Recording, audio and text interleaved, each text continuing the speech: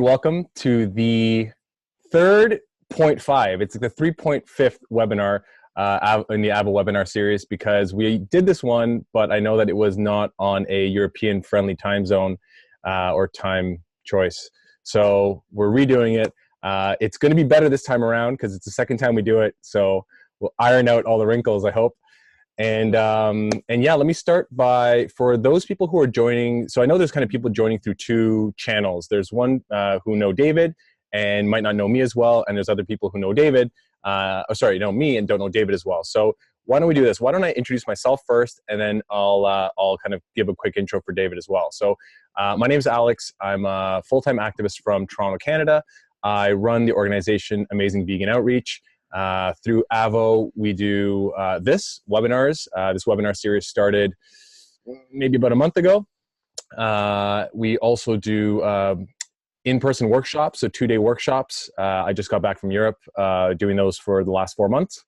And also offer leadership coaching, which you can find through the Amazing Vegan Outreach website. That's enough about me. I want to talk about David a little bit because he's the special guest. So normally these webinars don't have guests, but I really wanted to bring David onto this one because he is I think a fantastic communicator. He's someone who I love watching the content that he puts up on his YouTube channel and on his Instagram and Facebook, of course. You know him probably as Skinny Vegan Fitness. And David, why don't you just tell us a little bit about yourself? I know you've had the benefit of being vegan for quite a bit longer than I have. So why don't you tell us a little bit about yourself? Yeah, sure. So I've been vegan for between 10 and 11 years. I can't remember exactly when. First of all, before I go into this, thanks for everything you just said. That's like really nice things to hear. So first of all, I want to thank you for that. It's not very often, like being friends, you don't just tell each other this stuff, right? So that's very nice. It's all true. It's all true.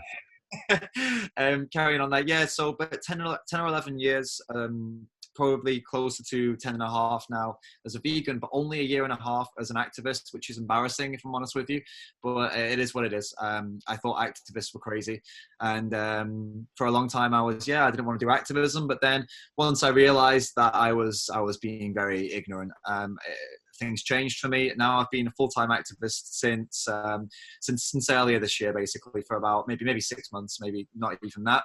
But in that time I've done quite a lot. I'm just give you a really, really fast overview. I'm doing, disruptions, Cube of Truth, general outreach, interviews with people. We're doing safe movement vigils.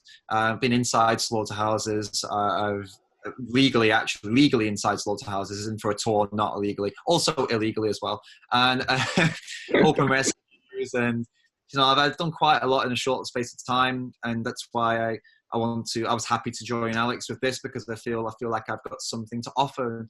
I've got my points of view to offer, my communication, what I've learned with the public, what I've learned with friends, and I feel like I had something a bit extra to offer.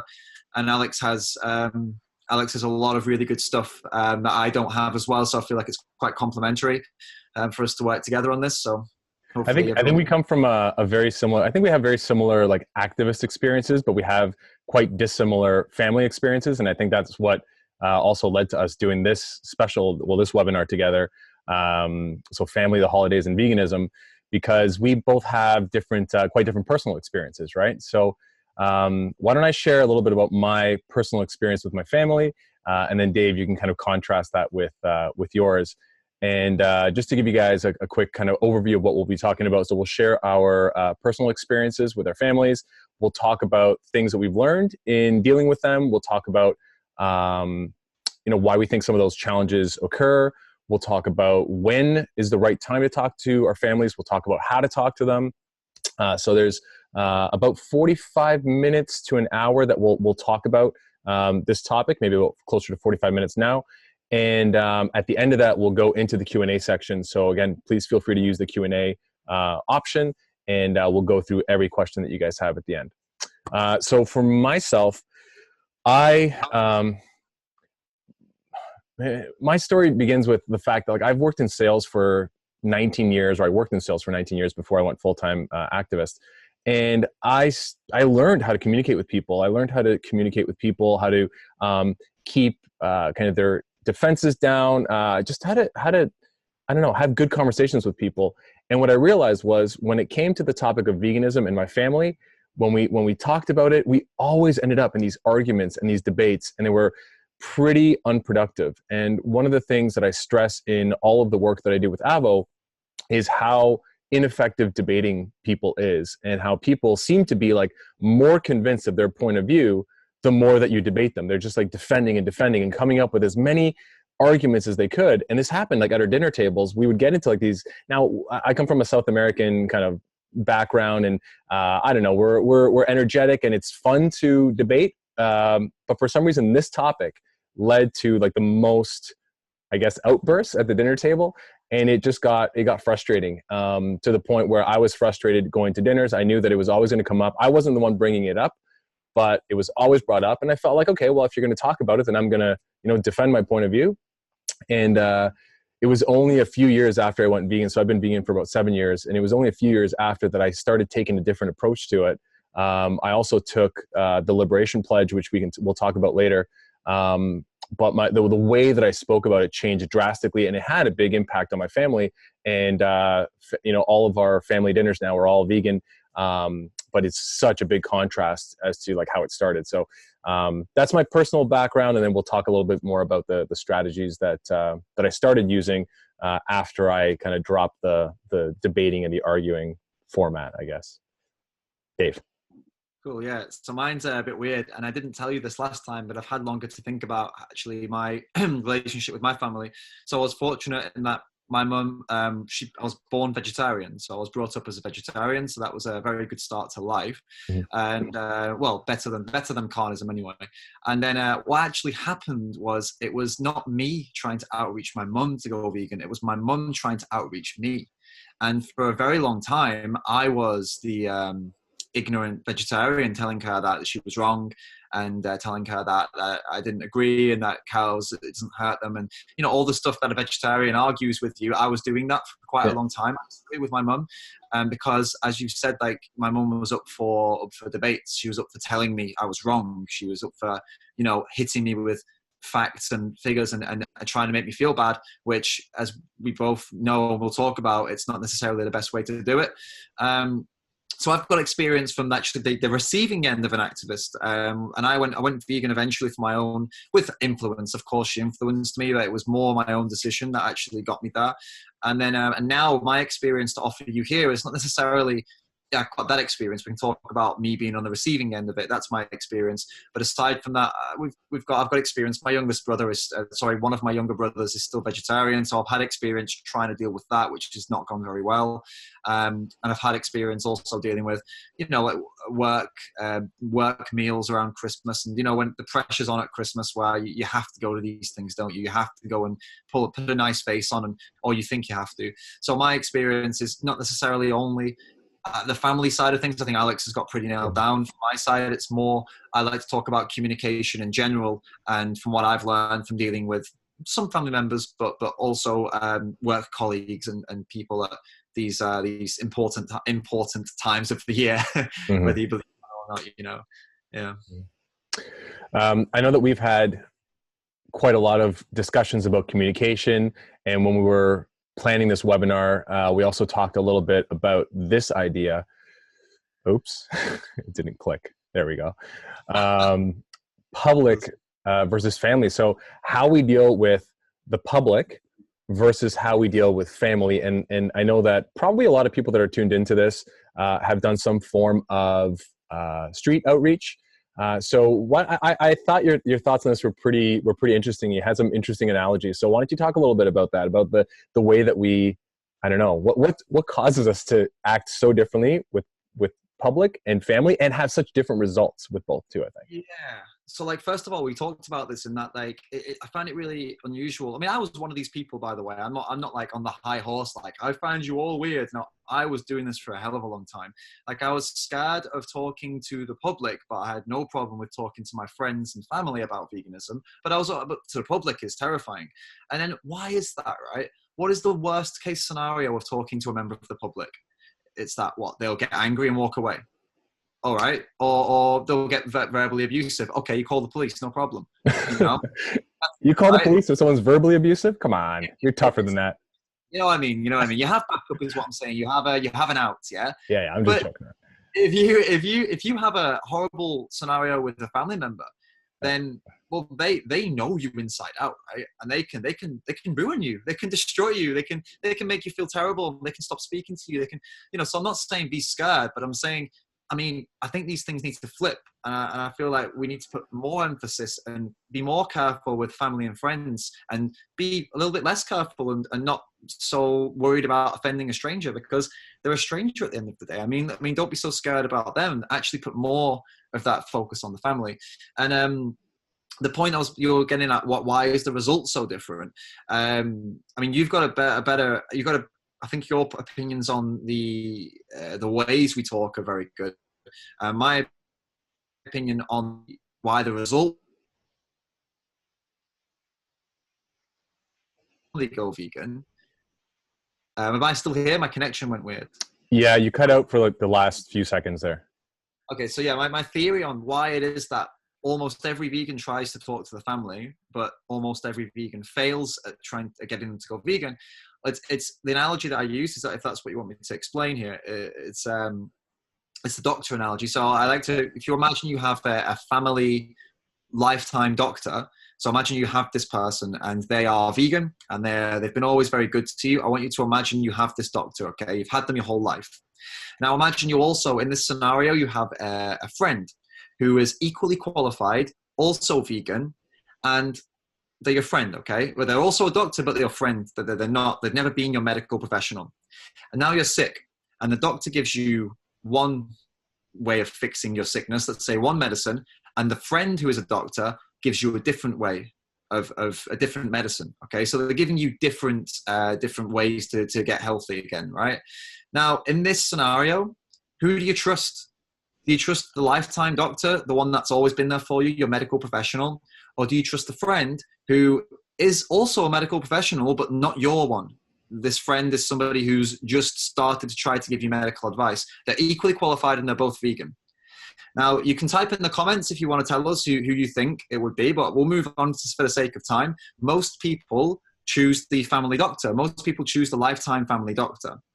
And the reason for that is because that doctor is an authority on you and your medical needs, that they always have been. Okay, that's very clear. The friend isn't. The friend never has been, and the friend probably never will be. In this scenario, you are trying to be the doctor. When you talk to your parents and your family and your friends about veganism, you're trying to be the doctor, you're trying to be the authority, but they see you as the friend in that analogy. They see you as the non-authority. They see you as the son, daughter, husband, wife, boyfriend, girlfriend. They respect you. They respect your views, but they do not respect your authority because that's not who you are to them. And you never will be, probably, to be honest. And that's why the outcome is so, why the conversion is so low with family and friends, because who are you to them? You're a family member or a friend. You're not an expert on veganism, and you're not the person to tell them to change their life unless they are open to it, right? Unless they are interested. And then, of course, you're the person if they're open and interested. But if they're not, then, it's an uphill struggle. You're not an authority, and they're not open and interested. You see how the outcome is not surprising, is it? That it doesn't end very well a lot of the time. Yeah. That's I think it's a great analogy. And I think that's where I fall into the same trap where I change my outreach style, I guess, when it comes to people I know. And for some reason, and I think I know what that reason is. I think it's to do with this. I kind of start taking on this authority role, right? Where I know stuff and I know so much because I've researched it way more than they have.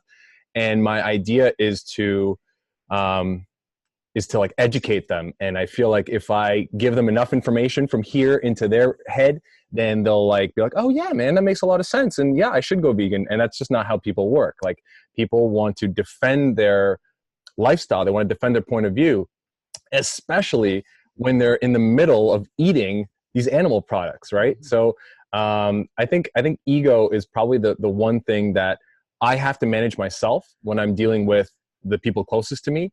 And I recognize that the ego is so present in them because of that close relationship, right? They don't want to admit, that they're wrong. Actually, an interesting story. I forget who this was, but it was a friend of mine who, every once in a while she would share information with her family. Like she would send out an email to like their family like email group with an interesting article or a vegan recipe or whatever it was.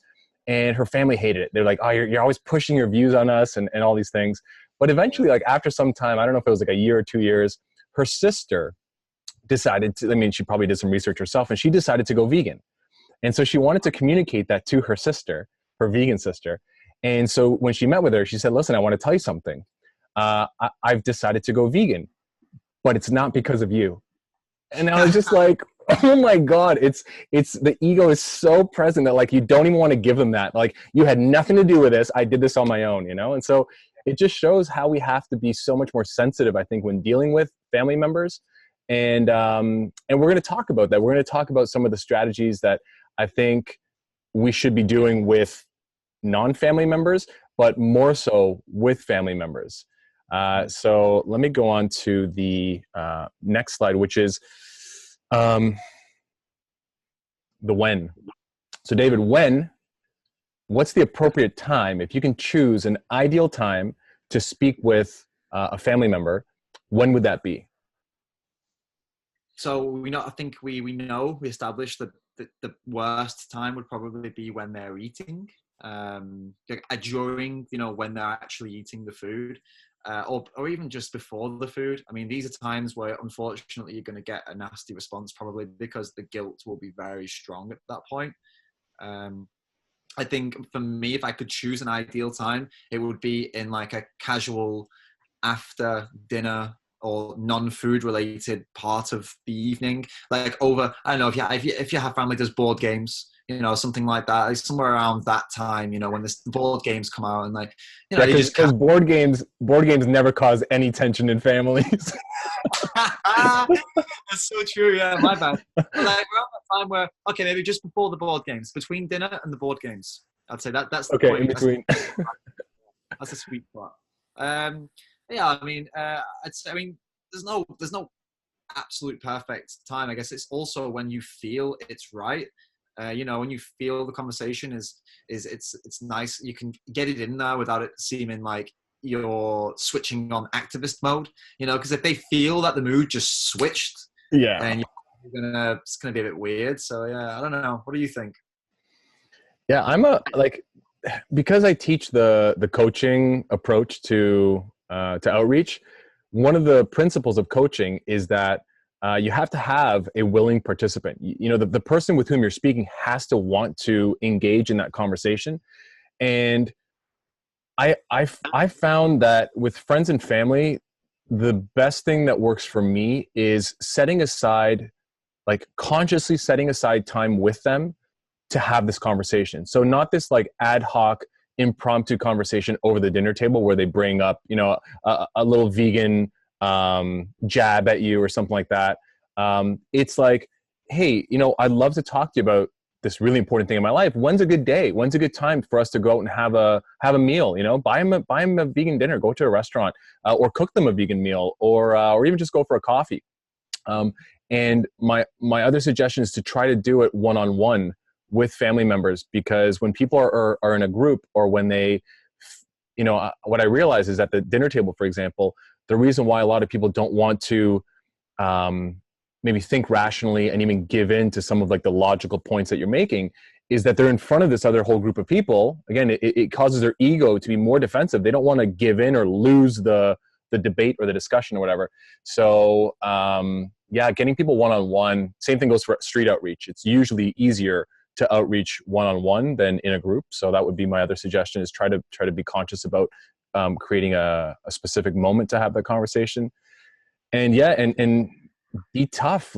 Be tough in the sense, like, take the high road. If people start giving you these little jabs, the little vegan jabs at the dinner table, my suggestion is take them, if you can, because it's just them feeling defensive. It's their own ego. It's their own conscience that's messing with them a little bit, and they want to try and alleviate that somehow. So if you can do it, if you can say, hey, listen, like, I know it may seem weird to you that I eat this way or that I'm vegan.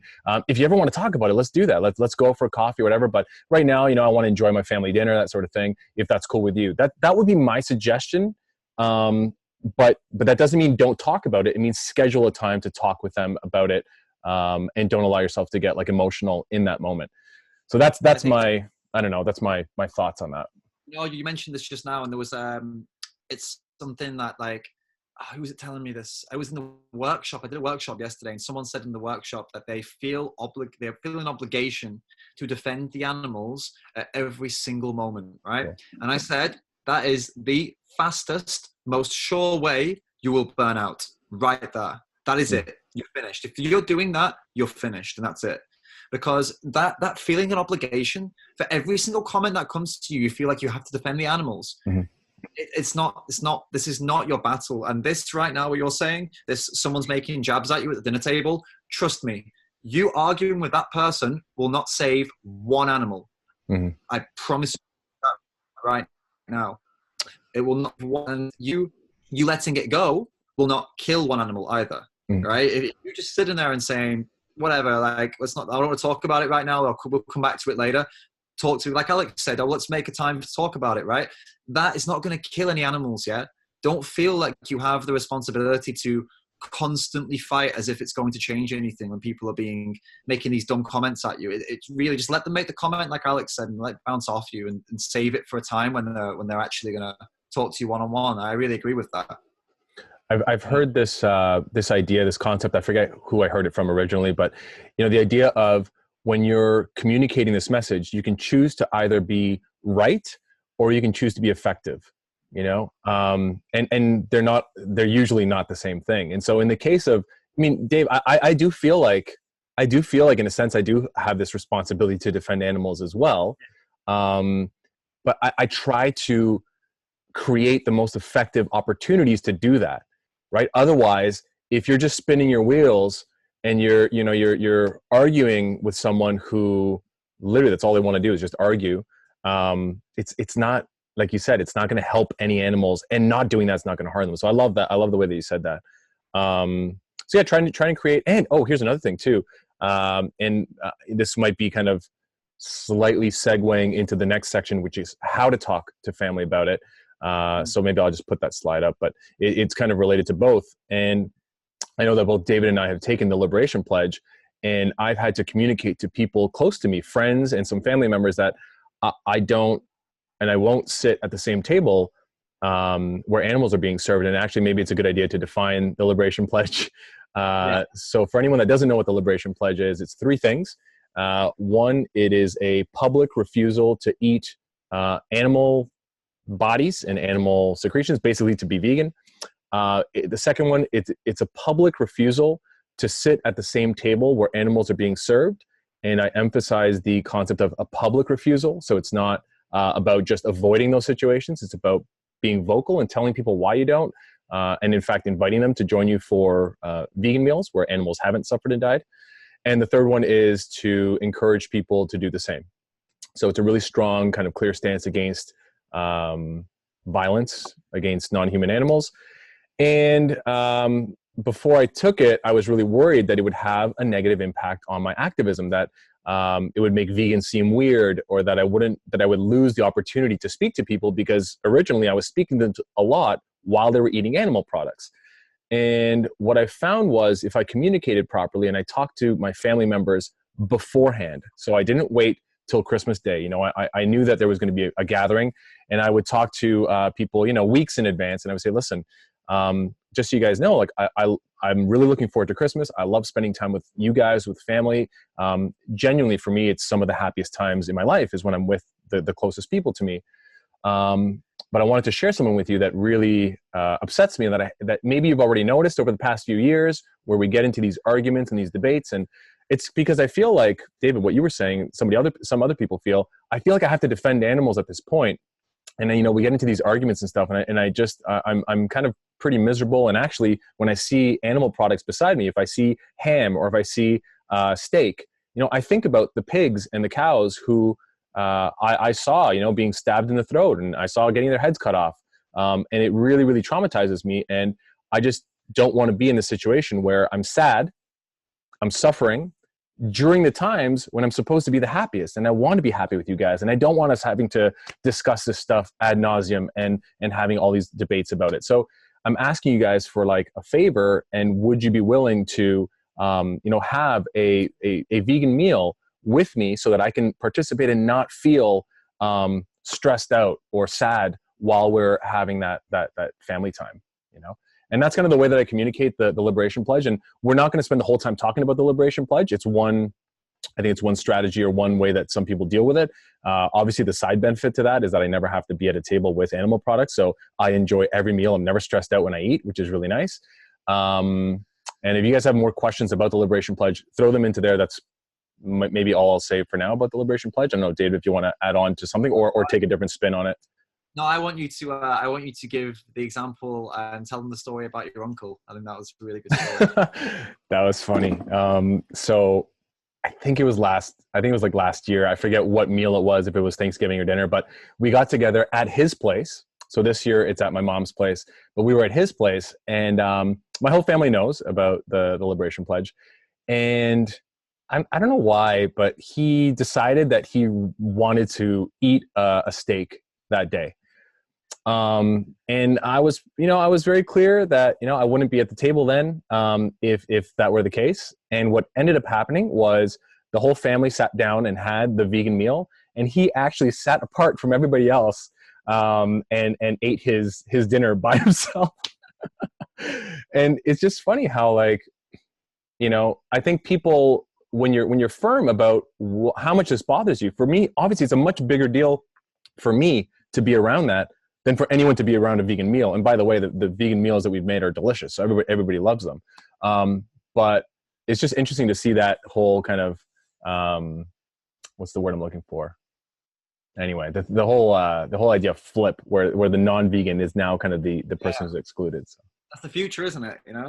I hope so, and it's not, I'm not being mean, I'm being genuine. I'm being real, that like this really bothers me, and I don't want to be in that mindset when I'm around people. And I know exactly how everyone feels, because the most common question that I get when we're talking about outreach, or when we're talking about when I go on like live feeds and stuff like that, like you do, David, is about family. It's about like dealing with family and how frustrating it is. So I hope that that one strategy, the Liberation Pledge, works. David, I don't know if you want to say anything about the Liberation Pledge, or if we want to go into like, well, let's suppose that someone isn't prepared to take the Liberation Pledge, then how should they, or regardless whether they have or haven't, how should they talk to family members? Like, what is an actual communication strategy that you think they should take? Yeah, so I've done this with work colleagues more specifically, and close friends, and I have done what you said, like exactly the way you said it. This is important to me. It's very important to me. It's actually, I want to enjoy my time with you. I don't want to be looking at these horrible pieces of flesh and feeling bad because you don't. I sometimes say to them, like, if you'd seen what I've seen, you wouldn't want it on the table either. I mean, it's very traumatizing for me to see these products, and I understand that it's not the same for you. I get that, but for me, I can't do it anymore. And you might be thinking, but what, by missing out on the meal, then we're not going to have a chance to outreach, right? That's something I thought.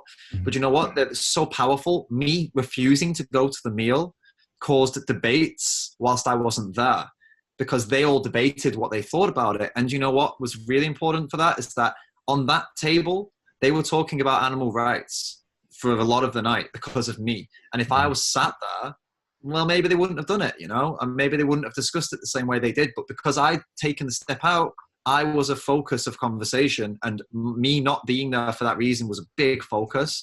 So I'm 100% pro Liberation Pledge. And we'll take. Dave, sorry, one more thing. You know what happens when you remove yourself from that, even though, it sucks in a way for us, but if you are forced, if your family won't go along with that, when you're not there, is the egos are completely down because you aren't there. So when they're discussing it, what you'll probably find is people defending you and defending your point of view, which is what happened to me at like another family Christmas party, which is definitely not vegan. I chose not to go, but I asked my family, I asked my brother to tell people why I wasn't there. It was probably like a group of like 50 or 60 people. And when people heard about that, they were like, yeah, that totally makes sense, and like, They even mentioned that they really respected what I was doing and that sort of stuff. So, but there was no ego involved because I wasn't there. Exactly. So anyway. Cool. We'll answer. There's a few questions, but we can answer them at the end. I think I've seen some in the Q&A about the Liberation Pledge too. So I think we should move on, right? Because we could talk about it all day, right? Yeah, for sure. And maybe one more point that I wanted to make about how to talk to family, and that I think whether you choose, again, I'm not saying don't do something, whether you choose to engage in that conversation at the dinner table or outside of the dinner table by making a specific event and talking to them. A lot of the work that I know David and I both do is about teaching people how to communicate. So focusing on, okay, so most people have heard this, that people already have vegan values. We just need to help them align their actions with their values.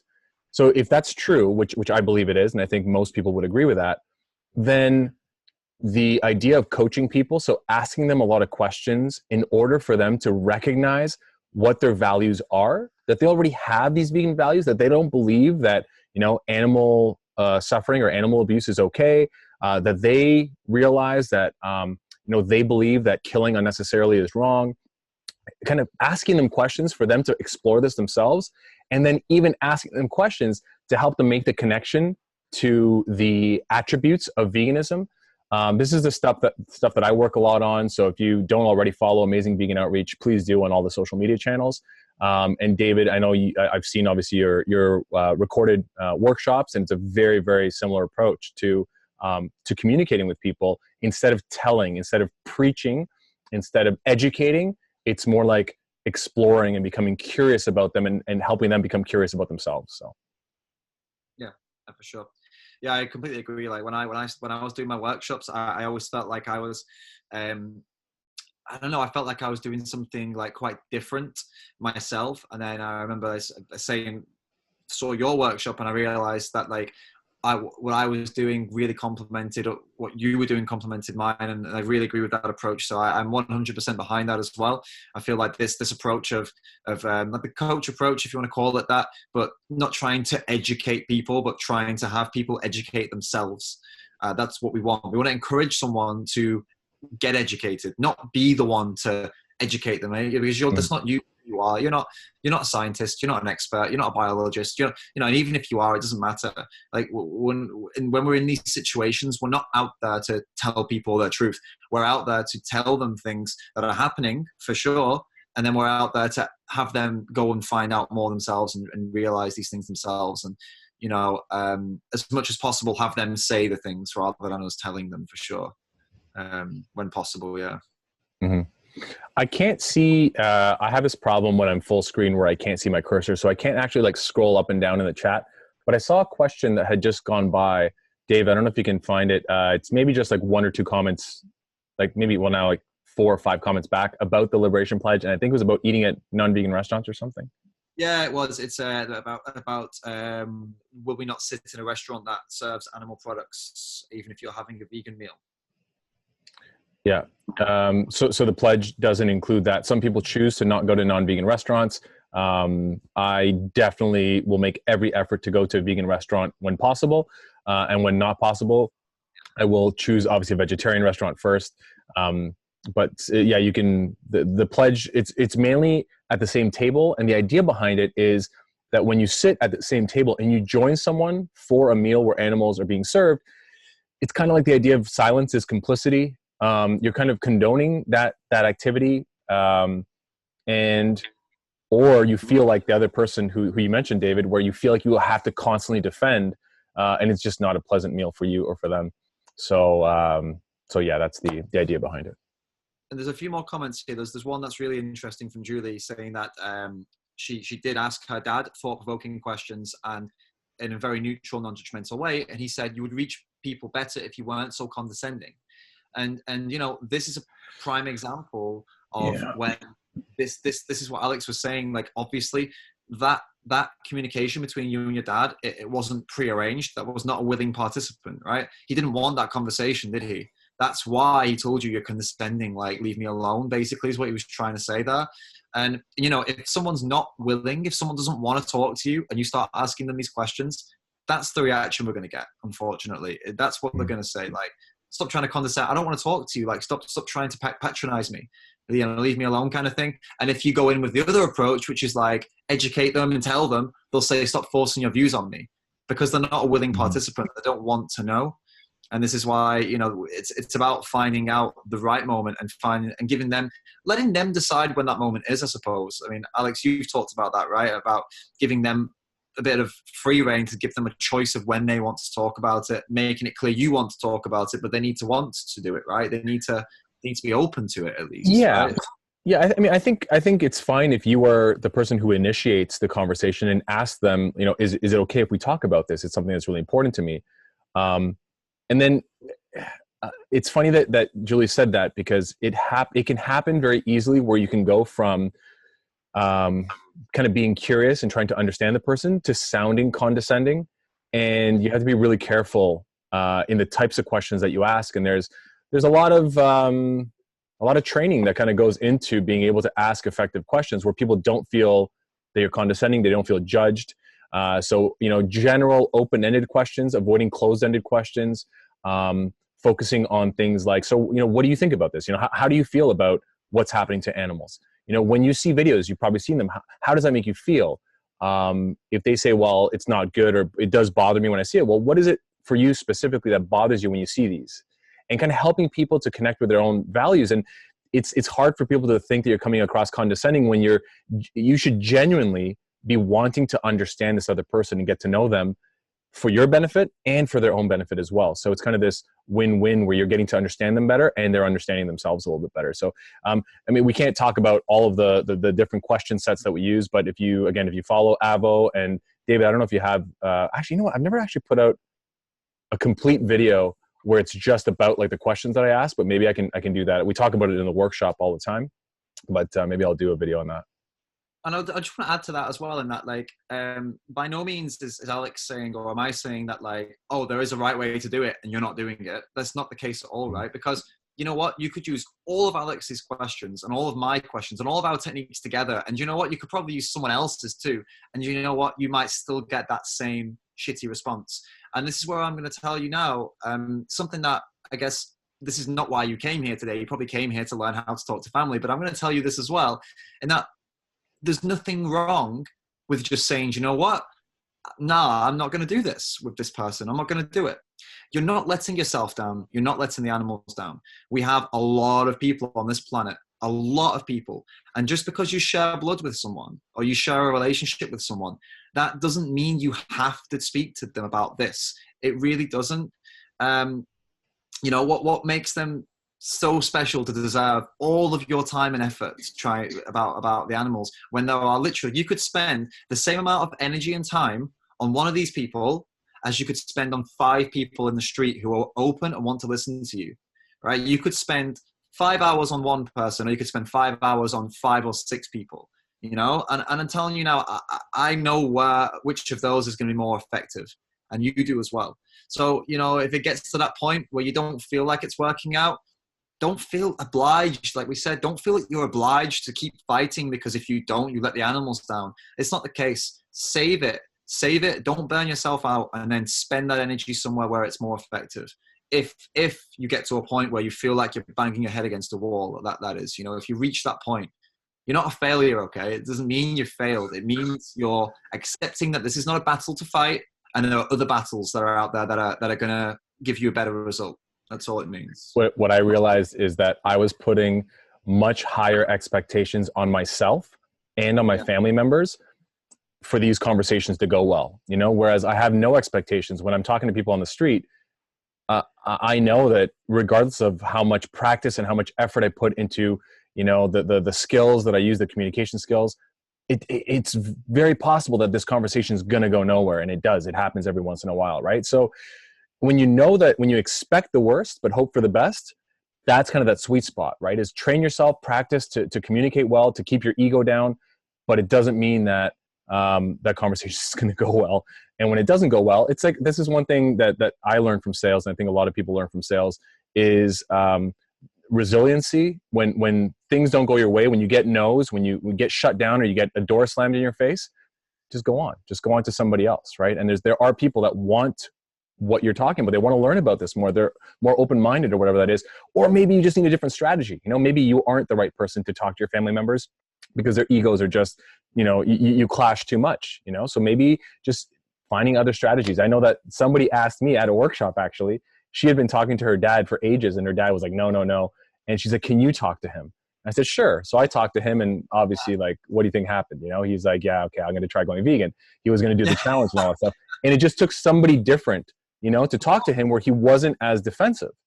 Because again, who's my daughter, you know, telling me that I've been living wrong, you know, type of ideas. So who are you, Alex? You're a vegan activist and you are introduced as, hey, can you speak to my vegan activist friend? And then when her dad met you, that's who you are. You are the vegan. You're the authority immediately. You know, that's what's important. That's how you authority is. Anyone but you is the authority basically when talking to family and friends. Yeah. It's a good point. Yeah. By the way, just before we move on, it was Kirsten said that she is actually a biologist, and that made her laugh. The comment earlier about we're not biologists, and I wanted to revisit it because I wanted to mention here that I'm sure a lot of you are scientific, and I'm sure a lot of you could be biologists or nutritionists or dietitians or whatever. Okay. Oh, you're cutting out. Shit about my degree. You cut out, Dave. You cut out there. At least for me, you cut out for like the last 5 seconds. Yeah. So I was saying, I've got a degree as well. I've got a degree in biology. I've got qualifications. My family doesn't care.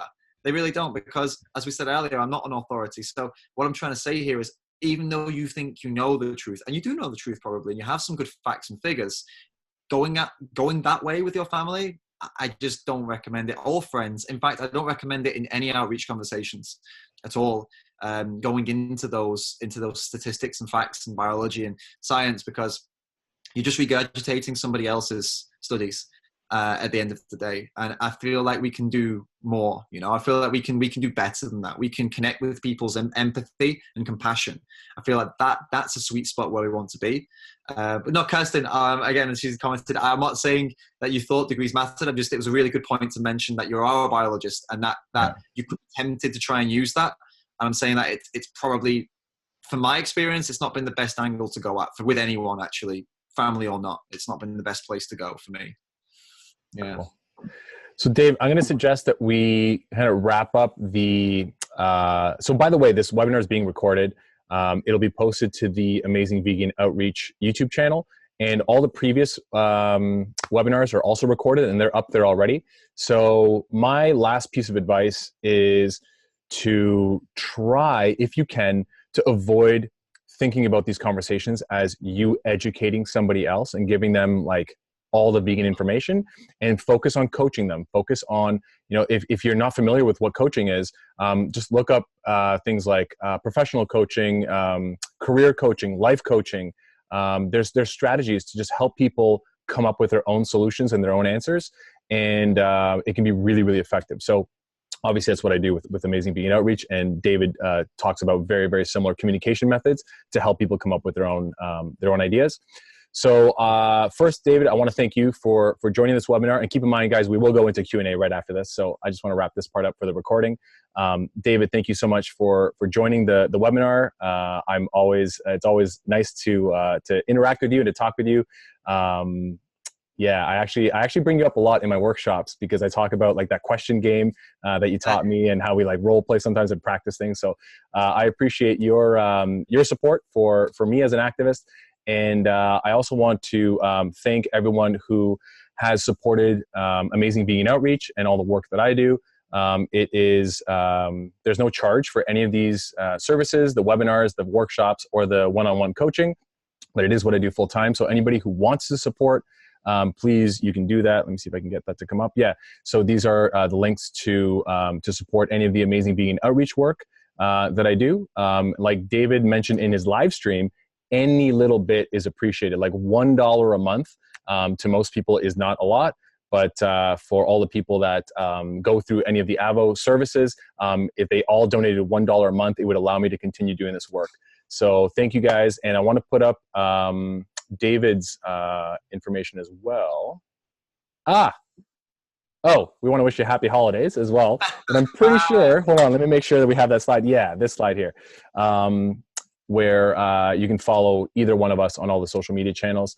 And I do want to wish everyone happy holidays. So hopefully you guys manage to find some peace and relaxation from all of the work that we do for animals. And I hope that some of these tips were helpful. And until next time, thank you, and we'll talk later. Peace.